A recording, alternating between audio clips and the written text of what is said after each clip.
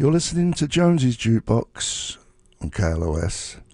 It is 2.5 minutes after 12 bells on a Tuesday, and it's very hot and sweaty and sticky out. and it's only, I was in my truck and it said it was only 75. Scott Borcetta is in the studio. Did I say that right? Close enough. It's Borcetta. That's what I said, yeah, didn't I? It's very close, yes. Okay. Right there. I'm terrible with names. I just can't pronounce names. I don't know what's wrong with me. You know, it's completely acceptable. And I never thought I'd have the moment where Steve Jones would say, Scott Borcetta's on my show. So it's an honor to be here. Oh, thank you. I appreciate you coming in. So you're a busy fella. Yeah. Right? So what does your day look like when you wake up? You know, one of the cool things about my job is no day is like the previous day. Doing American Idol these last 2 years has thrown in all kinds of unexpected madness and putting on a live TV show every week. And you never know what's going to happen, whether it's a conference call with Taylor Swift's management or something else has gone crazy or there's another opportunity for, Tim McGraw or anything. And then you've got the actual running of the record company, which is extremely important. And so every day truly is an adventure. Yeah. So what do you do when you wake up then? Do you eat something? The first thing I do literally is get up and go work out, because if I got into email or anything else, next thing I know, I've wasted 2 hours. So I try to get up and get motivated and get moving before anything else. Yeah. Yeah. Do you eat though before you work out? No, I don't. I'll have some water and then I hit my protein drink. There we go. And you work out at home? Yeah. You don't go to a gym? No, because I want to get right after. Yeah. Just go right in and go. Yeah. I wish I could do the say the same. I wake up and go, I meditate. Yes. That's what I do. That's good. 20 minutes. But then if I don't do something, I'll just sit in bed and start looking at birds on Facebook. You know what I mean? Yeah. That's why I try not to turn my phone on first thing. It's like distractions a many. Yeah, it's that's an easy way to be distracted. Although I do like the whole social media thing. What do you think about that, or the way it all is right now? Well, it's a double-edged sword. From the record company side, we were spoiled for so long with being able to control the distribution, if you will. And so now we have to really understand and make sure we are engaged and also understand what this media moment really is and all the transitions that are happening. One of the things that we started very early on was a mantra called music has value, and making sure that people understand that music isn't free. And once you explain something like that, people get it and they become advocates for what's going on. And so through social media, when you have the right engagement, each one of us, you can make the argument, is a broadcaster.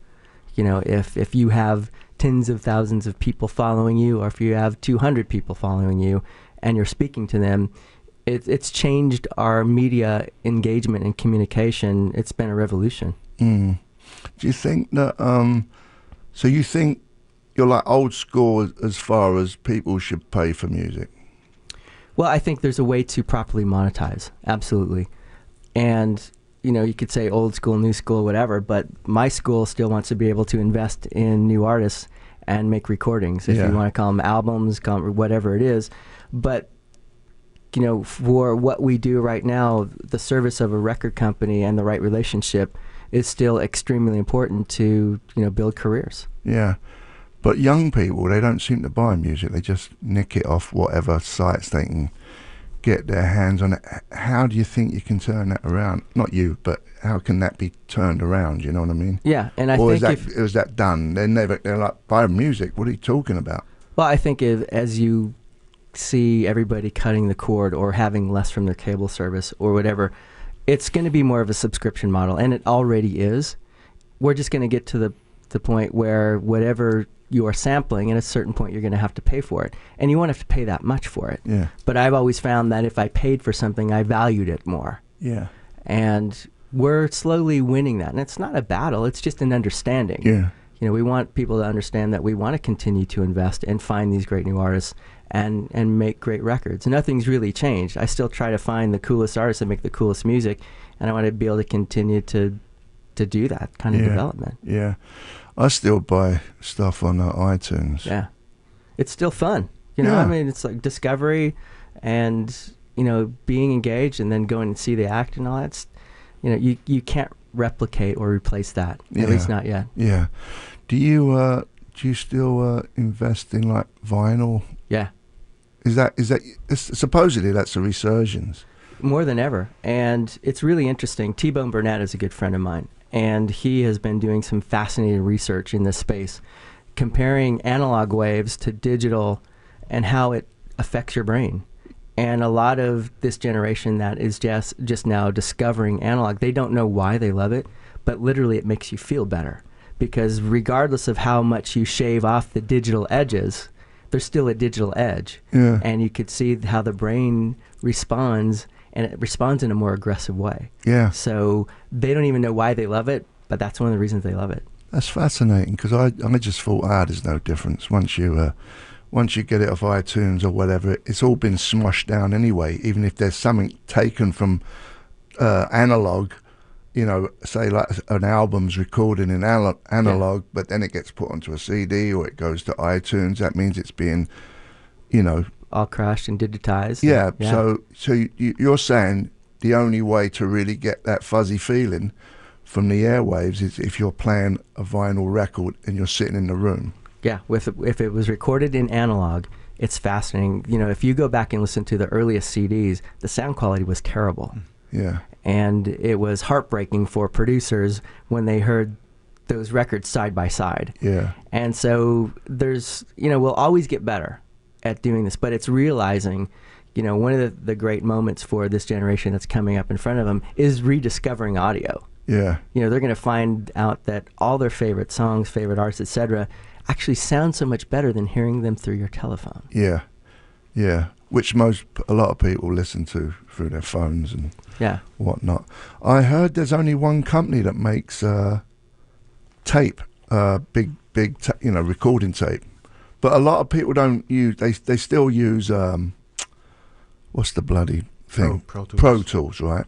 Not a lot of people use what's that stuff called? Just as far as the 1-inch tape, yeah, the magnetic tape, 2-inch tape. Yeah. Mm-hmm. There's only one company that supposedly makes that. Yeah, for a while nobody did. You just had a few hundred pallets left at one point of that tape, and so there is a company now that is making it. And then you look at what Jack White has done in Nashville, buying the very famous United Pressing, and he's turned that into a real business. So, for people who love music, we have to remember, we're not going to wake up tomorrow and go, okay, we figured it all out. How do you like to listen to music? It's my job for it to be there when you want it. Yeah. And however you want it. Yeah. So I'm not trying to get everybody to do anything except love what we do. I've always told my company and my team, if we get the music right, I don't care about the distribution. Yeah. The distribution will figure itself out. But if we have great music by great artists, we will figure out the rest. Yeah. I mean, I gotta say, I'm 60, right? I do love when you hear a song, you go boom, boom, boom, you press a button, and then you've got it on your phone. Yeah. I do like that convenience. Yep. You know what I mean? There's nothing wrong with that. And do I really notice the big difference in the song when I'm playing it? Not really, But I do appreciate, albums and people, the time that they go through, which everyone used to go through. Yeah. That was the way you did a record. Yep. But I don't know. I don't really notice the difference that much.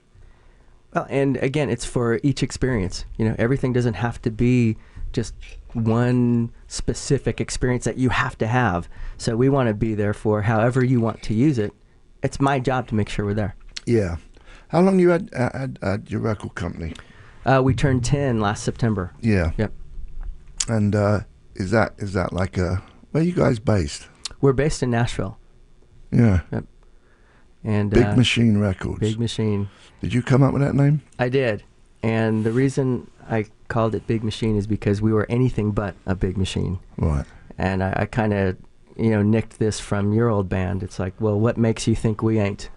you know.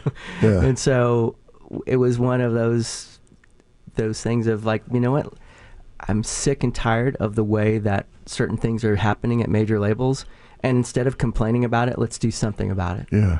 But now it is a big machine, right? Now it is a big machine, but you know, we really try to keep our, you know, our boots on the ground and listen to what's going on, and we still develop the same way. You know, everything has changed in a certain, but the ethos and the idea and the ideal is still very much intact.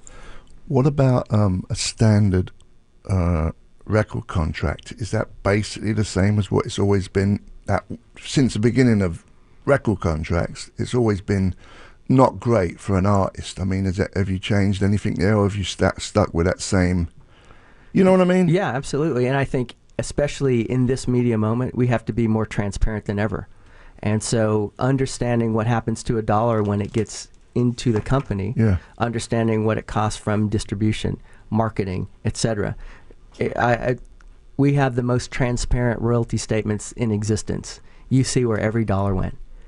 And that's the only way you can have trust. If my artists don't trust me, then I have a problem. Yeah. Do you think because of the internet and everything's accounted for, like let's say on iTunes, you buy a song, there's got to be a paper trail for it, right? Yeah. Do you think they're honourable, iTunes, or do you think, you know, like old record labels always used to, like, a bunch of your dough used to disappear? Well, now you can't, because we audit everything. We audit each other. You know, because audit isn't a bad word. Okay, somebody can make a mistake. It happens. And so I think there's more accountability in this time than ever before. Yeah. Well, that's interesting stuff. I like picking your brain. You don't mind, do you? Not at all. Scott Borcetta. Yes. Did I say it right? You did. We're going to play a bit of Joe Cocker, Jonesy's Jukebox. KLOS, take it away.